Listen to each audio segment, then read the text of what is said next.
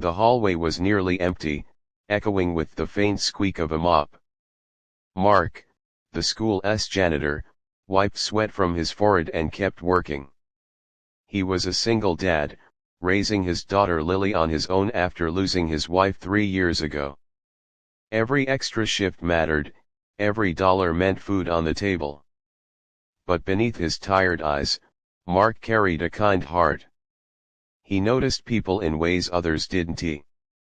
That's why when he saw Emily, one of the brightest students in the school, storming down the corridor late in the evening, clutching her backpack tightly, something in him froze. Her eyes weren't just sad. They were empty, the kind of emptiness he had once seen in his wife during her darkest days. "Don't follow me," she snapped when she noticed him looking. Her voice was sharp, but her trembling hands betrayed her strength. She disappeared toward the stairwell. Mark stood still, torn. He could respect her words or he could listen to his gut. He thought of Lily, only a few years younger than Emily. What if one day she was in trouble, and no one cared enough to notice? That thought propelled him forward. Quietly, he followed at a distance. Emily pushed through the stairwell door and headed up toward the roof. Mark's chest tightened. He knew. He hurried his pace, careful not to scare her off. When he reached the top, the heavy door creaked open. The cool night air rushed in, and there she was standing at the edge of the roof, her backpack sliding off her shoulder. Her face glistened with tears. "Emily," Mark said gently, his voice steady despite his pounding heart. "It's late. You shouldn't be up here." "Go away," she cried, her voice cracking. "You don't understand." "Nobody does." Mark wanted to run to her, but he knew any sudden move might push her closer to the edge. So he stayed rooted, speaking with all the patience of a father. "Maybe you're right. Maybe I don't understand everything. But I do understand pain. And I understand what it feels like to want it to stop." Her shoulders trembled. "It doesn't matter. My mom's gone, my dad doesn't care, and I'm failing everything. Everyone thinks I'm strong, but I'm not. I can't do this anymore."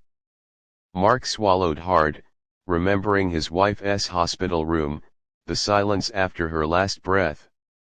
He remembered wanting to give up, too, until Lily's tiny hand gripped his, keeping him tethered. And then he saw it. Emily's backpack had fallen open just slightly, and sticking out was a sketchbook. Bright colors peeked through. He shifted his voice softer, almost whispering. "You know what I noticed about you, Emily? The way you draw. I've seen your work on the artboard downstairs. The colors, the life you put your soul into those drawings. That's not weakness. That's strength." She glanced over her shoulder, startled. "You've seen them?" "Of course," he said with a faint smile. "I clean that hallway every night. And every time, I stop just to look. Because even when you think nobody notices you, someone does." Her lip quivered, her hands loosening at her sides. Mark carefully took a step forward. "You have a gift. And I know life feels unbearable right now, but believe me, it can change. I almost gave up once, too. But if I had, I wouldn't have seen my daughter grow, or her first drawing, or her first laugh after losing her mom. You matter, Emily. You matter more than you know." Tears streamed down her cheeks as her knees buckled. Mark rushed forward, gently guiding her away from the edge. She collapsed into his arms, sobbing. That night, Mark called the school counselor and stayed by Emily's side until she was safe. She admitted she had been planning to end her life, but hearing that someone actually noticed her art, the one thing she thought was invisible, had cracked the wall around her heart. In the weeks that followed, Emily began counseling. Slowly, she rebuilt her strength. Mark checked in on her often, encouraging her as he would his own daughter. Eventually, Emily's drawings started to tell new stories, ones of hope, healing, and second chances. By graduation, Emily stood proudly on stage with her sketchbook tucked under her arm.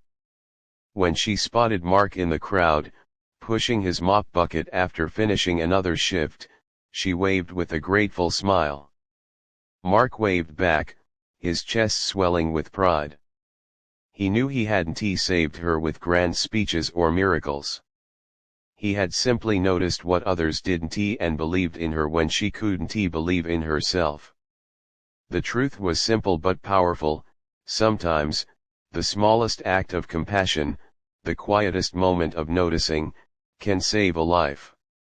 And Emily would carry that lesson forward, determined to notice others, just as the janitor once noticed her.